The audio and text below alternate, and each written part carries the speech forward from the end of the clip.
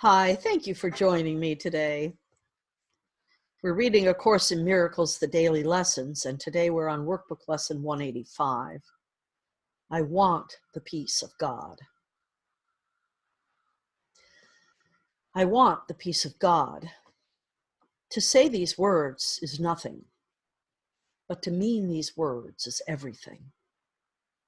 If you could but mean them for just an instant, there would be no further sorrow possible for you in any form, in any place or time. Heaven would be completely given back to full awareness, memory of God entirely restored, and the restoration of all creation fully recognized. No one can mean these words and not be healed. He cannot play with dreams, nor think he is himself a dream. He cannot make a hell and think it real. He wants the peace of God, and it is given him. For that is all he wants, and that is all he will receive. Many have said these words, but few indeed have meant them. You have but to look upon the world you see around you to be sure how very few they are. The world would be completely changed should any two agree these words express the only thing they want. Two minds with one intent become so strong that they will become the will of God. For minds can only join in truth. In dreams, no two can share the same intent.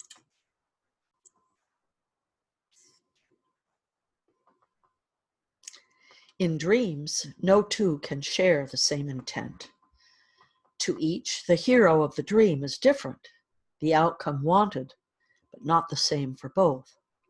Loser and gainer merely shift about in changing patterns as the ratio of gain to loss and loss to gain takes on a different aspect or another form.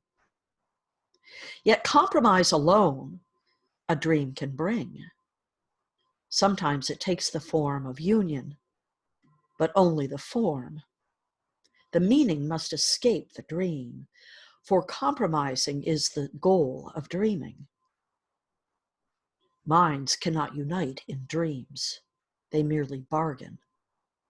And what bargain can give them the peace of God? Illusions come to take his place. And what he means is lost to sleeping minds intent on compromise, each to his gain and to another's loss. To mean that you want peace of God is to renounce all dreams. For no one means these words who wants illusions, and who therefore seeks the means which bring illusions. He has looked on them and found them wanting. Now he seeks to go beyond them, recognizing that another dream world offers nothing more than all the others. Dreams are one to him, and he has learned their only difference is one of form, for one will bring the same despair and misery as do the rest. The mind, which means that all it wants is peace, must join with other minds, for that is how peace is obtained. And when the wish for peace is genuine, the means for finding it is given in a form which each mind that seeks for it in honesty can understand.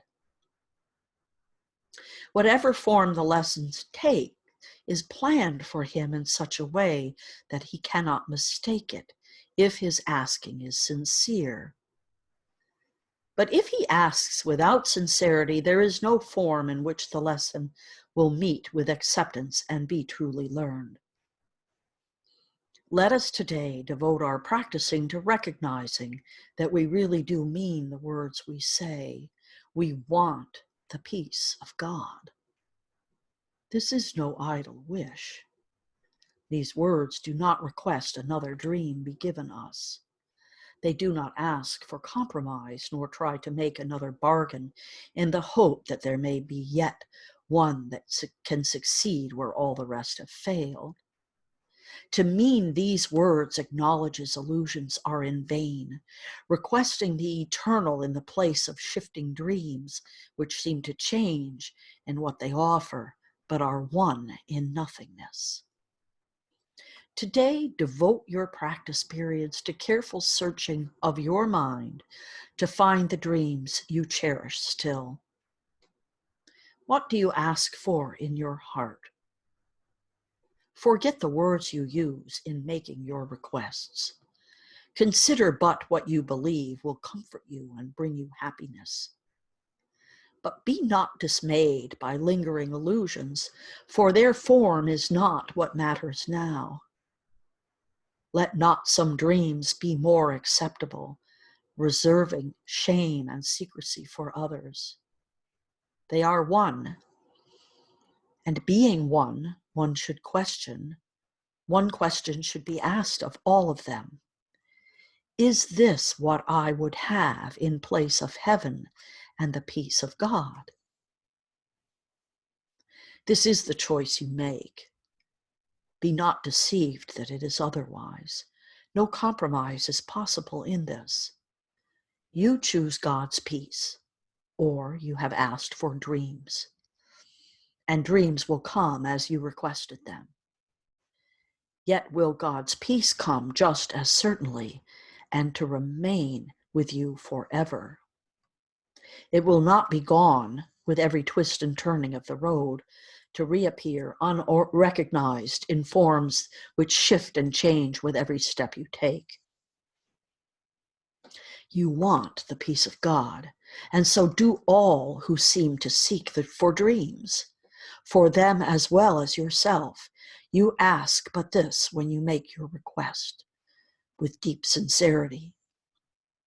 For thus you reach to what they really want and join your own intent with what they seek above all things, perhaps unknown to them but sure to you. You have been weak at times, uncertain in your purpose, and unsure of what you wanted, where to look for it, and where to turn for help in the attempt. Help has been given you, and would you not avail yourself of it by sharing it? No one truly seeks the peace of God can fail to find it, for he merely asks that he deceive himself no longer by denying to himself what is God's will. Who can remain unsatisfied who acts for what he has already? Who could be unanswered who requests an answer which is his to give? The peace of God is yours. For you as peace created, given you by its creator and established as his own eternal gift. How can you fail when you but ask for what he wills for you? And how could your request be limited to you alone? No gift of God can be unshared. It is this attribute that sets the gifts of God apart from every dream that ever seemed to take the place of truth. No one can lose and everyone must gain whenever any gift of God has been requested and received by someone. God gives but to unite. To take away is meaningless to him. And when it is as meaningless to you, you can be sure you share one will with him and he with you. And you will also know you share one will with all your brothers, whose intent is yours. It is this one intent we seek today, uniting our desires with the need of every heart, the call of every mind, the hope that lies beyond despair, the love attack would hide, the brotherhood that hate has sought to sever, but which still remains as God created it. With help like this beside us, can we fail today as we request the peace of God be given us? This is a great lesson. So my suggestion today would be, as you hear something on the news or read something in the paper or a magazine or on the web, on the web, that upsets you, pause for a moment and ask for the peace of God to be with you. What you'll discover is, with time, you'll realize that this is all divinity in action. We don't understand it. We're swimming around in this world and all these things are happening and we don't know what they mean. But and we've gotten into a society that judges them all and makes decisions about all of them. When in fact, all of this is an illusion, here for our purpose, here for our learning. None of it is ultimately real. The deaths that are happening, anything horrible that you want to think about that's happening, it's happening as a service, as a purpose. There's a reason. And it's impacting those people that are involved with it. Part of the problem with society today is that we can see everything. Because of the media and the internet, we can know about virtually every horrible thing that's happening if we wanted to. But that's not the way to look at it. Ask for the peace of God to be with you, and you will start to see that something else is happening here. Much bigger, much, much bigger. So I hope you have a great day with this today. And if you need support, reach out to me, 907-351-3003. I will get back to you. You can also message me on Twitter, or not Twitter, I keep saying that, Facebook or YouTube. And the audio is also available on SoundCloud. I neglect to mention that a lot, but just straight audio is also available on SoundCloud. So thank you all. I will see you tomorrow. Namaste and much love.